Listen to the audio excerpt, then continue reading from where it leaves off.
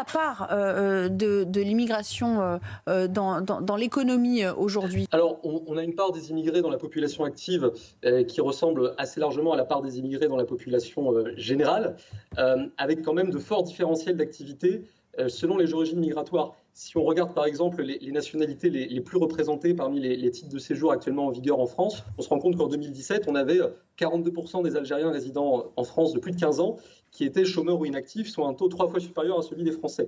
Confusion. On n'a pas de cap, on n'a pas de ligne, on ne sait pas quelle est la politique en réalité.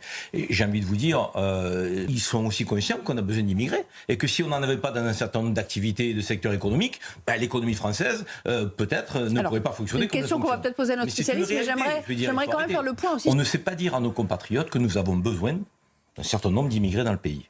Et qu'une immigration zéro, c'est un leurre, et ça n'arrivera pas. Les Français, ce qu'ils veulent, c'est de la clarté. Où va-t-on? Ils ne sont pas anti-immigrés, les Français. Moi, je n'y crois pas une seconde. Ils sont anti-immigrés qui posent problème au pays, qui ne s'intègrent pas, qui sont porteurs parfois de comportements inacceptables.